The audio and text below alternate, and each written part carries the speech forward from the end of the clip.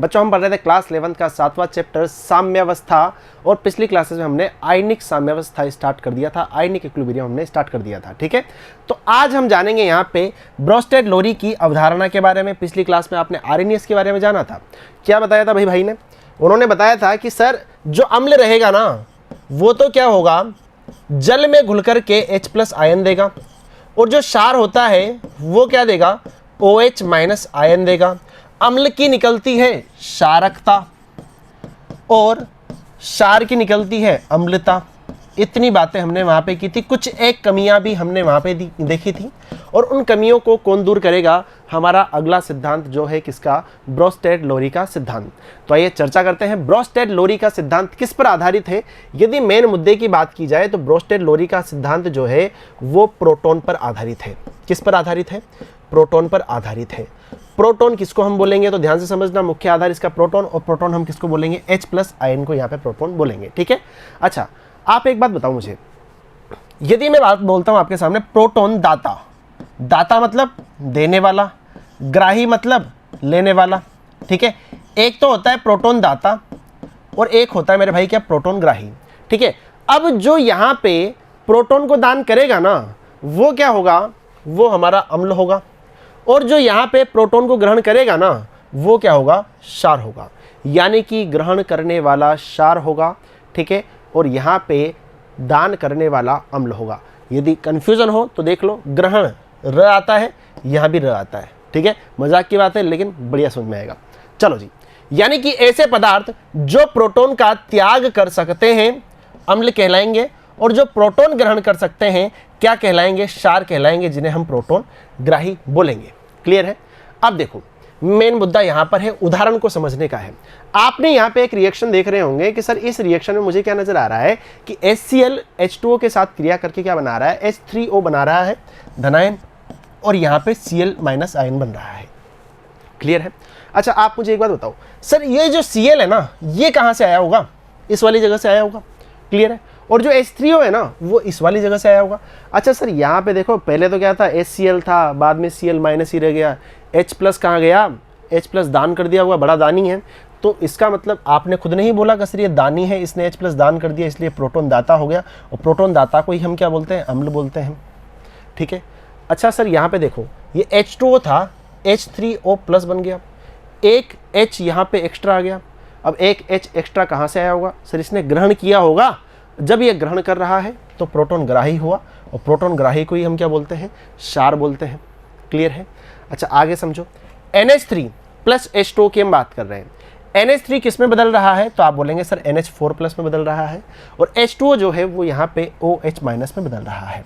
आप देखेंगे कि सर NH3 यहाँ पे हाइड्रोजन 3 थे, यहाँ पे एक एक्स्ट्रा हो गया, यानी कि इसने क्या किया है, यहाँ पे एक हाइड्रोजन इसने ग्रहण कर लिया, यानी कि H+ आयन इसने ग्रहण किया। तो इसका मतलब ये प्रोटॉन ग्राही है, और ग्राही को हम क्या बोल देते हैं, क्षार बोल देते हैं। H2O किस में बदल गया, यहाँ पे OH- आयन में बदल गया, H यहाँ से खत्म हो गया, इसका मतलब H इसने दान कर दिया। अब H इसने यदि दान किया है तो क्या हो गया, प्रोटॉन दाता हो गया। प्रोटॉन दाता को ही क्या बोला जाता है मेरे भाई, अम्ल बोला जाता है। क्या बातें समझ में आ गई क्या, बोलो भाई, सही है माहौल? चलो जी आगे बढ़ते हैं। अब बात करते हैं संयुग्मी अम्ल पे और संयुग्मी क्षार पे।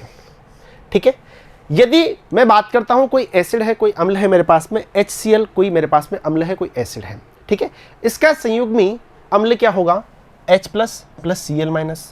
NH3 कोई क्षार है। ठीक है, यदि वो यहाँ पे H+ आयन को एक्सेप्ट कर रहा है तो इसका संयुग्मी क्षार क्या हो जाएगा, NH4+ हो जाएगा। तो इतनी बात समझ में आ गई। अब बढ़ते हैं यहाँ पे उदासीनीकरण की तरफ। उदासीनीकरण क्या होता है, इसके अनुसार उदासीनीकरण क्रिया में अम्ल और क्षार आपस में क्रिया करके अपने अपने संयुग्मी भाग बनाते हैं।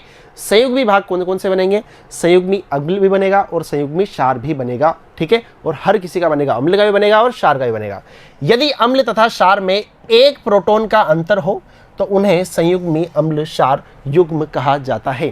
ठीक है, अब एक ट्रिक आप ध्यान रखें, किसी भी अम्ल का यदि मुझे संयुग्मी क्षार ज्ञात करना है, ठीक है, यदि किसी भी अम्ल का मुझे संयुग्मी क्षार ज्ञात करना है तो मैं क्या करूंगा, H+ यहाँ पे घटा दूंगा। ठीक है, और किसी भी क्षार का मुझे संयुग्मी अम्ल ज्ञात करना है तो वहाँ पे H+ में जोड़ दूंगा। बात समझ में नहीं आई होगी लेकिन एग्जाम्पल लेके चलूंगा तो आपको काफ़ी अच्छे से समझ में आएगी। ठीक है, जैसे कि मान लो मुझे इनके क्या निकालने हैं, संयुग्मी अम्ल और संयुग्मी क्षार निकालने हैं। तो ध्यान से समझना, NH3 ठीक है, पहला वाला ले रहा हूँ मैं कि यहाँ पे NH3। अच्छा NH3 क्या होता है, तो आप बोलेंगे सर NH3 को देखा जाए तो NH3 क्या होता है, क्षार होता है। ठीक है, अच्छा यहाँ पे मैंने क्या बोला है, किसी भी क्षार का यदि मैं संयुग्मी अम्ल निकालना चाह रहा हूँ तो H प्लस यहाँ पे ऐड कर दूंगा।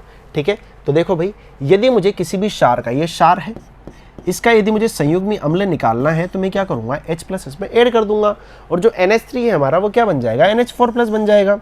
ठीक है, और यदि मुझे इसका संयुग्मी क्षार निकालना है तो मैं क्या करूँगा, इसमें से एक H को यहाँ पे माइनस कर दूंगा और NH2 माइनस ये यहाँ पे बन जाएगा। क्लियर है। अब अगला देखो, HCO3 माइनस है, HCO3 माइनस है, माइनस लगा लेंगे। ठीक है, अच्छा अब मुझे क्या करना है, इसका संयुग्मी अम्ल और क्षार निकालना है, तो मैं यहाँ पे क्या करूँगा, H प्लस ऐड कर दूंगा। H प्लस जैसे ही ऐड किया H2CO3 मिल गया, और H माइनस जैसे ही हमने यहाँ पे माइनस किया तो यहाँ पे क्या हो गया, CO2 माइनस हो गया, क्योंकि H यहाँ से खत्म हो जाएगा। क्लियर है। अच्छा आगे देखेंगे, CO3 माइनस का 2, आगे देखो H2O की मैं बात कर रहा हूँ, H प्लस ऐड करूँगा तो यहाँ पे क्या बनेगा, H3O प्लस बनेगा। H माइनस यदि मैंने यहाँ H प्लस यदि माइनस कर दिया तो क्या बन जाएगा, यहाँ पे OH माइनस बन जाएगा, क्योंकि एक H हटा दो।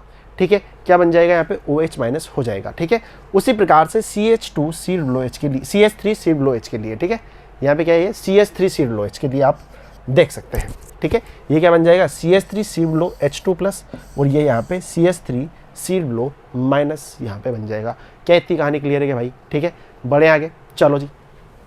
यदि अम्ल प्रबल हो तो संयुग्मी क्षार दुर्बल होगा, यदि अम्ल प्रबल हो तो संयुग्मी क्षार क्या होगा, दुर्बल होगा। यदि क्षार प्रबल है तो उसका संयुग्मी अम्ल क्या होगा, यहाँ पे दुर्बल होगा। यानी कि प्रबल है तो दुर्बल मिलेगा, दुर्बल है तो प्रबल मिलेगा, ये कहानी ध्यान रखनी है।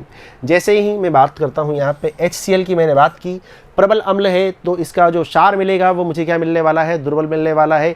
यदि प्रबल क्षार होता तो उसका क्या मिलता, अम्ल मिलता, लेकिन वो क्या होता वहाँ पे अपना, यदि प्रबल की ले रहा हूँ तो वहाँ पे वो क्या होता, दुर्बल होता, उल्टा होता है। ठीक है, ये ध्यान रखना। ठीक है, चलो प्रबल अम्ल की बात कर रहे हैं तो इसका यदि मैं बात करता हूँ दुर्बल क्षार, क्या मिलेगा, Cl माइनस और H प्लस मिलने वाला है। अच्छा यहाँ पे देखो CH3 COOH है, तो आपको पता है सर ये तो दुर्बल है, क्या है ये, दुर्बल एसिड है। अच्छा दुर्बल एसिड है तो क्या मिलेगा, एसिड का तो सर क्षार मिलेगा। ठीक है, और दुर्बल का क्या मिलेगा, प्रबल मिलेगा। इधर देख लो, एसिड का तो क्या मिल रहा है, बेस मिल रहा है, और प्रबल का क्या मिल रहा है, दुर्बल मिल रहा है। तो ये क्या मिल जाएगा, यहाँ पे CH3 COO माइनस आपका यहाँ पे मिल जाएगा प्लस H के साथ में। क्लियर है। ठीक है, आगे देखो, अब इस सिद्धांत में कमियां क्या रही है ना, अब इस सिद्धांत में कमियां क्या रही है जिसके कारण से हमें आगे लुईस को पढ़ना पड़ा। तो ध्यान से समझो भाई, यह सिद्धांत BF3 LCl3 CO2 SO2 ZnCl2 के अम्लीय गुणों की व्याख्या करने में असफल रहा। ठीक है, जो कि पहले वाला भी रहा था। यह सिद्धांत अप्रोटिक विलायकों में अम्लीय तथा क्षारीय क्रियाओं को समझाने में भी असफल रहा। इस कारण से हम क्या करेंगे, हम अगला सिद्धांत पढ़ेंगे, कौन सा, लुईस का सिद्धांत। ठीक है, तो इन बातों को आप ध्यान रखें। एक बार फिर से देखें कि प्रबल अम्ल संयुग्मी अम्ल क्या होते हैं। ठीक है, प्रबल क्षार का जो यहाँ पे अम्ल रहेगा संयुग्मी, ठीक है, वो क्या रहेगा, है ना। तो ये सब चीज़ें, इस ट्रिक को आप ध्यान रखें, इससे आप आसानी से याद कर सकते हैं। क्लियर है भाई। तो अगली क्लास में लुईस धारणा के बारे में बात करेंगे। धन्यवाद।